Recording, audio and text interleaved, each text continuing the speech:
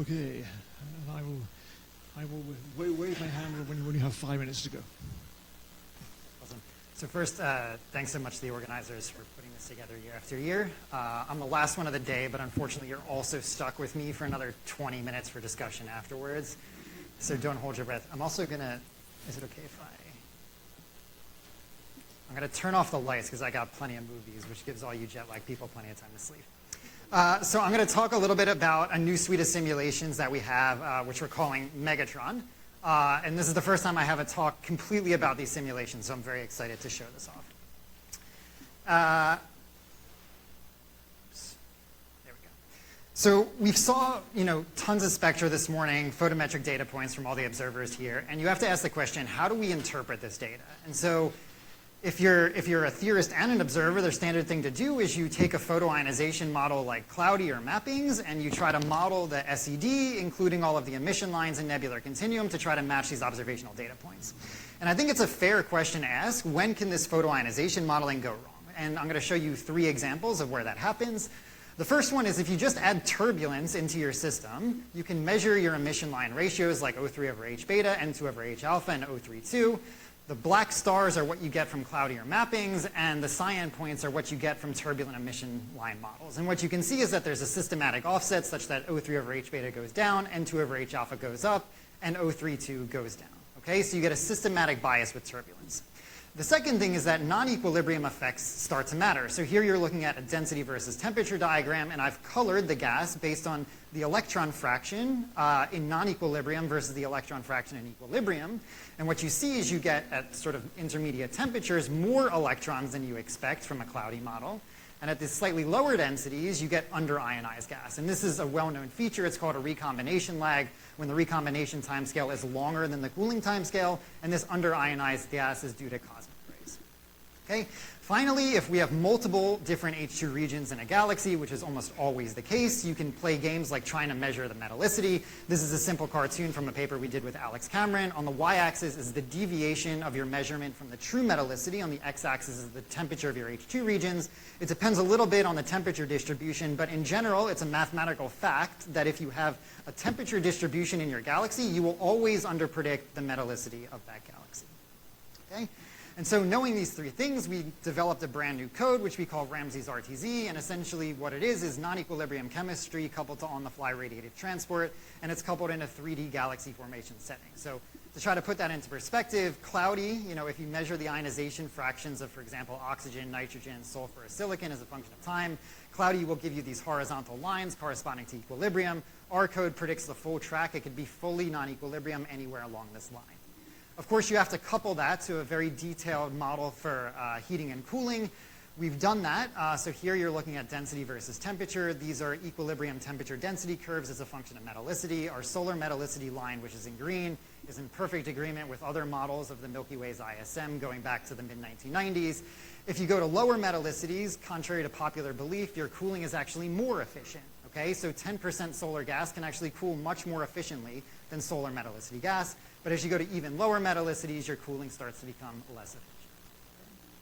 And then finally, for those of you that are sort of doubting this code, you can run our simulations in the exact same way that you would run a cloudy model, and you can compare all of these different emission lines to what you get out of the similar cloudy model. And we have a little bit of different atomic data, different dust depletions, but overall we find the agreement is to within 10%, which is basically the agreement between cloudy and So for those of you that sort of aren't familiar with this type of work, to try to put this in a sort of less abstract setting, what this allows us to do is run a full galaxy formation simulation, and in addition to sort of the standard things we predict, like the hydrogen ionization fraction, molecular hydrogen, different ionization species of oxygen, carbon monoxide, we get the full radiation field going up from infrared all the way to the helium-2 ionizing bands. And since we solve for the level populations on the fly, we can predict the observable quantities, in this case H alpha, oxygen 2 emission, oxygen 3 emission, and nitrogen 2. Okay?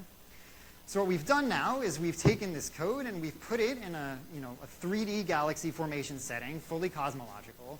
We're running a zoom simulation of a large region around a galaxy that collapses into something like a Milky Way. It's very high resolution. We have 1 parsec resolution at first star formation. We sort of sample individual stars from the IMF. We have a detailed feedback model, which I can go into. a huge chemistry model coupled to multi-frequency radiation transfer.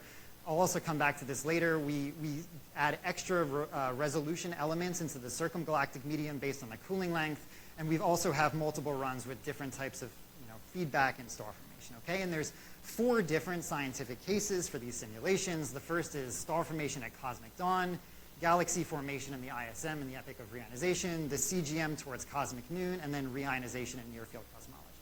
So I'm going to give you a bit of a whirlwind tour of some results, sort of walking you through these 4 different science cases. But first, there's no proof I actually ran the simulation until I show you a movie. This is the dark matter map, gas density, temperature, and here's the radiation field. You see the Lyman-Warner radiation, the ionizing photons. As redshift decreases, population 3 stars start forming. They're emitting ionizing photons, which excite H-beta. They excite the helium-2 1640 line. As those stars explode, you start getting metals, which is why you see the oxygen-3 5007 line pop up, the O2 lines pop up, and the same thing with nitrogen. And of course, as this progresses, you're moving from population 3 to population 2 star formation, and you can make these beautiful maps of how fast the emission lines are changing.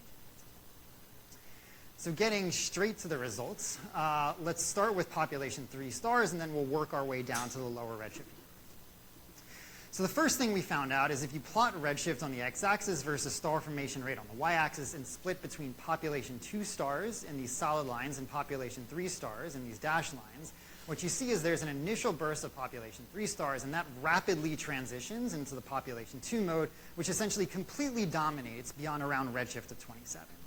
That being said, even though population 2 stars dominate, we still get population 3 stars forming well down to redshifts around 8 or even lower. Okay? And if you look at a map of where these population 3 stars are forming, this is sort of a map of the Lagrange region. These big purple stars are your population 3 stars forming at around redshift 8.5.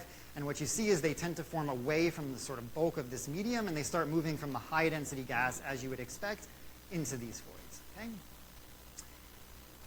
And so the way this works is, in general, what happens is that a primordial halo collapses, and here's, again, our favorite density temperature diagrams, and we're coloring based on the cooling. The blue represents molecular hydrogen, so your cooling is fully facilitated by H2 chemistry. Once the population 3 stars starts to turn on, you immediately photoionize this gas, which heats it up between sort of 10 and 30,000 Kelvin. Then you get a supernova, in this case a parent stability supernova, and you see this green feature starting to appearing, and that's really where you can start getting a more efficient mode of star formation. This is your population 2 mode. And of course, if you look at the spectra during all 3 of these different situations, they look very different. And what's unique about population 3 galaxies at high redshift is they're actually extremely red. So here on the x-axis is redshift, and the y-axis is UV slope. These blue points represent our population 2 galaxies, so you can see they have typical slopes of around minus 2.5, which is extremely blue. But if you look at our population 3 galaxies, they tend to have slopes redder than minus 2. And this is due to the fact that population 3 systems are one of the few halos, or few galaxies, where the gas emission completely outshines the stellar emission all the way from the UV into the infrared. Finally, since these are simulations, we can run the dark matter halo all the way down to redshift 0, and you can ask what happens to this population 3 remnants. We've done that for a few of these different systems, and what we find is about 55% of the population 3 remnants end up in the stellar halo. About 30% ends up in these sort of, the dense bound region close to the center of the galaxy, and then about 15% end up in bound subhalos surrounding the Milky Way. Continuing on the theme of near-field cosmology, since we're forming sort of these galaxies at very high redshift, but they end up getting quenched very quickly by reionization, you can look at how the stellar mass-stellar metallicity relation looks like at high redshift as well as low redshift. So on the x-axis is stellar mass, and the y-axis is Fe over H of the stars. And what you see is these observational points at redshift 0 in gray, and we almost beautifully produce this plateau that they see in observations, which has been historically very elusive from simulations. And the reason we're able to do that is because our POP3 enrichment is giving us a lot of this iron, which allows us to sort of push into this regime.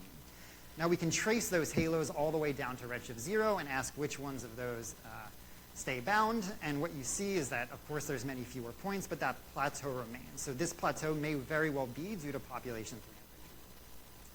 Coming back to the high redshift and switching gears to the interstellar medium, because we predict these level populations in all of the stellar emission, we get the spectra of our galaxies completely for free. And what that means is that across these different simulations, we have 150,000 Mach spectra, which we can use for a variety of different purposes.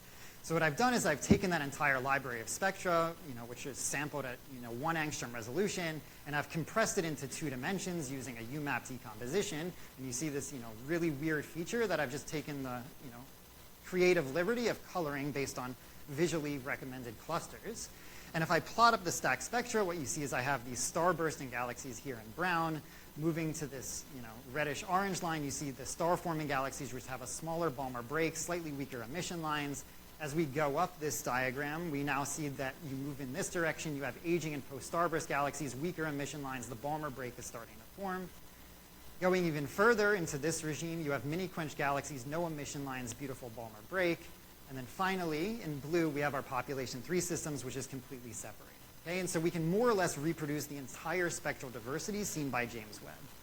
I want to highlight a unique class of galaxies that we see here. It's not even clear if we should call them galaxies or not because they have no stars. So you can look at the magnitude distribution. It sort of peaks at 0, but it gets all the way up to -10, slightly close to -11, which is right around the observable limit. The most faint galaxy we've seen with Webb, which is right around -12, is pretty close to this regime. You can see the spectra. It looks like a cooling halo with a little bit of metal emission lines. And what these are population 3 stars that explode. And then the gas starts cooling rapidly. And you see these sort of bright emission lines and bright nebular emission, but there's no stars whatsoever. So if we go a little bit deeper with Webb, we might start probing into this regime. One of the cool things we can do is we can pretend like we're an observer and look at things like the mass-metallicity relation and try to understand the physics, again, fully as an observer. So on the x-axis, you're looking at the stellar mass, but instead of taking it from the simulation, we did SED fitting, so we're inferring it with bagpipes, just like Casey showed us before. On the y-axis is metallicity, but again, instead of taking it from the simulations, we actually take the emission lines and use what's called the direct method to infer the metallicity. And if you compare these contours with the solid line, that tells you the difference between the true relation and the one we measure by observers. And so depending on the physics of the simulation, you get a very different mass-metallicity relation. This isn't particularly surprising. But what we can do is sort of disentangle the physics of the observed mass-metallicity relation by understanding how all these effects combine. So for example, when we have temperature fluctuations in our galaxy, we know we underpredict metallicity. The same thing happens with turbulence. And the same thing happens when we underpredict the gas density. So this is something Yuchi was talking about earlier.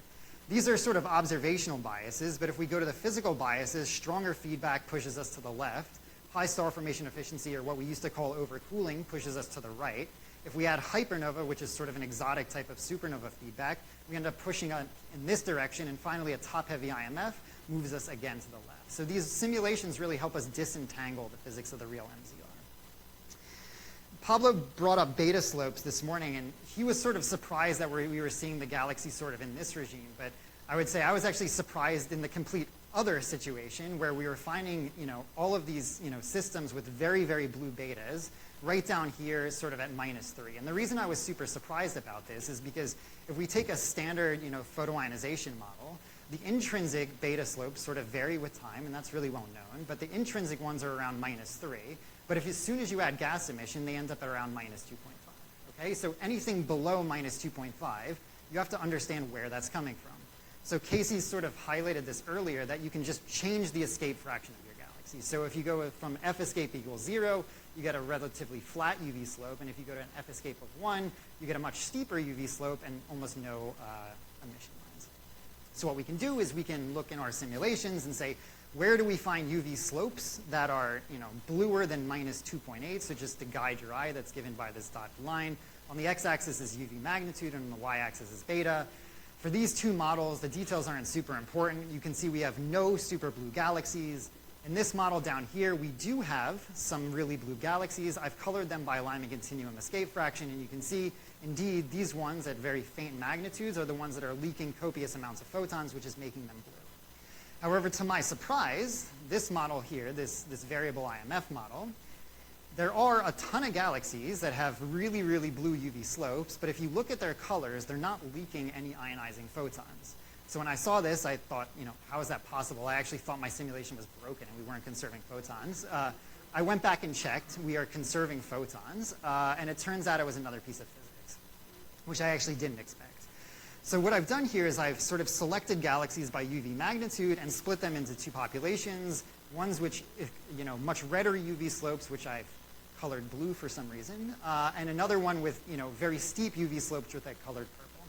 And the PDF that you're looking at is the gas density at which the ionizing photons are being emitted into. And you can see the ones with very red UV slopes are getting their photons in very dense gas, and the ones with very blue UV slopes, the photons go into less dense gas. Now, if I know anything about photoionization models and nebular astrophysics, the gas emission does not care about the density in which the photons are emitted in. That's a known fact. If you run this to equilibrium, you will get the same answer, and you should have the same UV slope. So it turns out there's something else going on. So what's actually happening in the simulations is that if you plot the time scale it takes for the ionization front to reach the Strömgen radius, so that's given on the y-axis, versus time. So at very sort of typical ISM density of around greater than 100, the time scale for the ionization front to hit the Strömgen radius is basically instantaneous. You can pretty much ignore it. However, if you start emitting photons in this lower density gas, all of a sudden, these timescales start to be meaningful. So I've highlighted the timescales of 1 in 3 megayears, which is roughly the lifetimes of these very massive and massive stars. And you can see that gas emitted into a density of 0.1 doesn't fill its Strömgen radius in the timescale of the massive star. So if you actually plot up what the UV slope should be as a function of time, where I've split between gas densities, at typical ISM densities, there's a quick ramp up, and then you've sort of saturated the UV slope. But if these photons get into this lower density gas, but not necessarily out of the halo, you can see you can keep beta really, really blue without actually leaking any photons, and that's quite interesting. So I'm going to wrap up by moving to the slightly lower redshift universe. So this is sort of more towards cosmic noon. And what's really nice about these simulations is we can run these down to about redshift 3 or so. And what you're looking at is, again, how the emission lines are changing as a function of time. You see these fluctuations, particularly in oxygen 3. That's related to the star formation rate. The ionizing photons escape the galaxy. They photoionize the circumgalactic medium. What you're seeing is essentially fluorescent emission in the gas around the galaxy. And you can see by this time, instead of having hundreds of thousands of galaxies, it's more or less coalesced into a single system. And as I mentioned before, we refine on the cooling length of the galaxy, which means that we have this sort of exquisite resolution in cold gas in the circumgalactic medium. So just to show you what that looks like, on the x-axis here is the distance to the virial radius, and on the y-axis is the spatial resolution. So other simulations that we've seen in the literature, things like Foggy, Tempest, the Gibble suite of simulations, they're sort of all plotted here. Foggy is about the highest resolution, which is fixed at around 100 parsecs at these redshifts. Our simulations, we've taken a slightly different strategy. We sort of sacrifice the resolution of the dense gas, which is admittedly still pretty good compared to these other simulations. And then our cold gas, you can see we can get down to about 20 parsec resolution in the circumgalactic medium. And what this allows us to do is, we're not anywhere near the dissipation scale of turbulence or anything like that. But it allows us to much better resolve the cold clumps in the circumgalactic medium. So if you compare the sort of fixed resolution run versus sort of our explicit refinement on the cooling length, we just much better resolve these cold clumps. And what you can do is you can compare things like the ionization state of the gas in the CGM that we get from our full non-equilibrium models to what you would get in an equilibrium calculation. So here's a very detailed diagram with density on the x-axis, temperature on the y-axis, and I've colored the gas based on sort of the amount of mass of that ion at that particular temperature and density. So the left is the full non-equilibrium calculation, the right is the equilibrium calculation, and you start to see very big differences between carbon-4, nitrogen-5, neon-8, oxygen-6, fully due to the fact that this recombination lag of the recombination timescale being much longer than the cooling timescale pushes you to have high ionization state gas at much colder temperatures than you would expect. And this has significant impacts on covering fractions. So for example, the left-hand side is the full non-equilibrium calculation. The right-hand panel is what you'd get if you sort of post-process with the typical tools people tend to use for this. And you see very big difference in the covering fractions of oxygen-1, where you tend to underpredict. As you go to oxygen-2, sometimes you overpredict, sometimes you underpredict. And finally, oxygen-3, you tend to almost always overpredict. Another really important point is the role of the local radiation field. So here you're looking at maps of the galaxy either face-on or edge-on, where I've colored the gas based on the ratio of the local radiation field to the photoionization rate of the UV background. And what you see if you focus on this panel is this like beautiful ionization cone, where sort of perpendicular to the disk, you get a lot of Lyman continuum photons leaking and ionizing the circumgalactic medium, and then the filaments that are probing right down into the center of the galaxy, these are mostly self-shielded from the local radiation and photoionized by the UV background. This is H1. If you do the same thing with oxygen-3, it looks completely different. Okay, and the reason why this is important is if you look at the structure of the emission, H-alpha pretty much comes from everywhere, but nitrogen-2 and oxygen-3 tend to come from these sort of ionization cones above the galaxy. So Martin's standing up, which means I'm out of time. So I have no conclusions. I'll just leave you with another movie.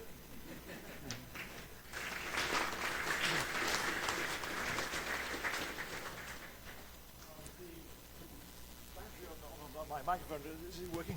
I have another way. Okay, just ran down. Let's see. We're supposed to have some discussion with you and with Martin, so perhaps we should just move straight on to that. But by the way, it wasn't nice to see the explanation of the photoionization physics and so on there. Yeah.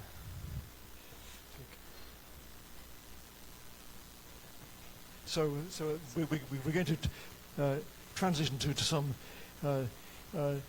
discussion. And what time do we need to leave for the banquet, Joel?